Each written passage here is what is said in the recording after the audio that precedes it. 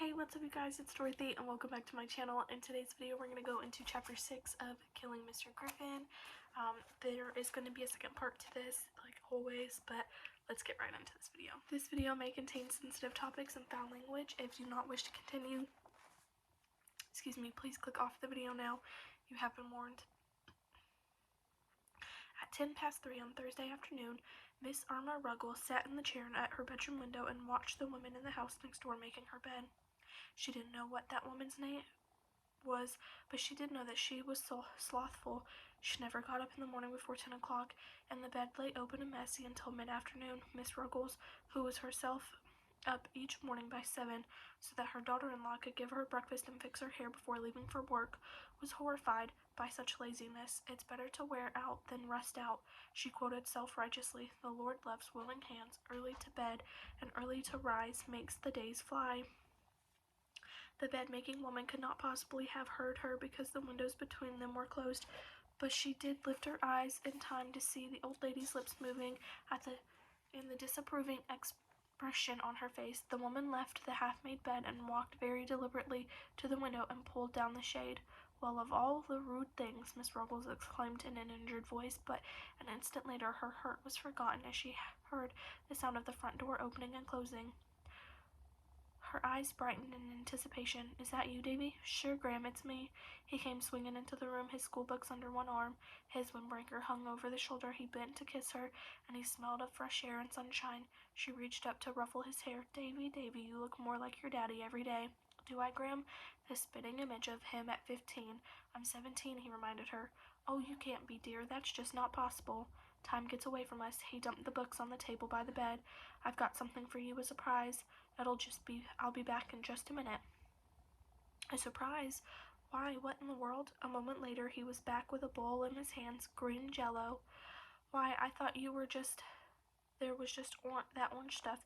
I made this special." He grinned at her. His eyes were very bright. He seemed excited, jumpy, and nervous, but at the same time happy. "I fixed it this morning before I went to school, so it would be chilled for your snack when I got home." "What a sweet thing, Davy." She reached for it eagerly. "Aren't you going to get something?" "Nope, I'm not hungry. I'll sit here with you, though, while you eat it. Let's watch some television, shall we?" "I thought you didn't like daytime TV," she said in surprise. "You know, it's the game shows." "That's okay. I want to see somebody win a horse." He clicked on the set and began to fiddle with the dials, adjusting the picture. "How is it? Gelled enough?" "It's just fine," she said, taking another mouthful. Actually, it wasn't as tasty as usual, but she didn't want to hurt him by saying so when he had gone to so much trouble to please her. That slightly bitter taste was probably only in her, which she supposed happened to people when they got older. All the old pleasures diminished. Nothing worked as well as it once had, or maybe it was just so long since she had had the green jello that she'd forgotten what it was supposed to taste like. David turned the dial from one channel to another. "Oh, hey, cool. Here's the Newlywed Show, where they ask them questions about the things they don't like about each other and stuff. That's a favorite of yours, isn't it?" "Yes," Miss Ruggles said. "I do like that one." She continued eating. When the bowl was empty, David carried it to the kitchen and washed it and dried it and put it back on the shelf. He washed the spoon and dried that also. When he went back to the bedroom, his grandmother was nodding. "Tired, Gram?" "Of course not. What should I be tired from? I'm not the one of those people who nap in the daytime. You know that, Davy." He sat with her until she was asleep, and then he got up and went over to stand by her chair. He looked at her closely. She was breathing heavily and slowly. He reached down and lifted one arm and shoved back the sleeve of the blue-flowered robe. The pulse in her wrist was strong and even. He had not overdone it, but it had taken longer than he had expected. Leaving the old woman asleep to the gaiety of the television game show, David left the house and headed at a run back toward the school. The women were seated around the card table, and it was Liz Klein's turn to deal when her hostess went to answer the telephone. She came back to say, "That's Betsy for you, Liz. She wants you to call back after this hand." "Is she at home?" Miss Klein asked. "Yes, and from the sound of things, there are boys with her." "That's normal life for Bets. She can date one boy without taking on all of his buddies." She played out the hand and excused herself. She found her cell in her coat and called her home phone. "Hello, dear, it's Mom. It's something the matter?" The voices in the background were loud and unmistakable. "What is Jeff yelling about?" "Nothing, Mom. He and Mark are just horsing around. We're going to watch a movie." "All right, fine. What is it you called about? I just wondered if we could have some of your cake. Betsy said, I didn't... Excuse me.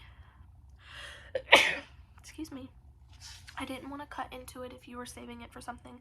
Of course I'm not saving it. Cake is for eating, but keep it controlled, will you? I know how those boys eat. Leave something for dinner, okay? Betsy said, and muffling the receiver, Jeff, cool it, will you? My mother's on the phone, and I can hardly hear her. And keep the racket down, Liz Klein said, or the neighbors will have fits. Will do. See you later. When do you think you'll be home? Oh, 6 just or so, I imagine. Goodbye, dear. She replaced the receiver on the hook and returned to the card table. I don't know why my daughter has to do everything to extremes. Not only does she date the tallest basketball player on the team, she picks the one with the loudest voice.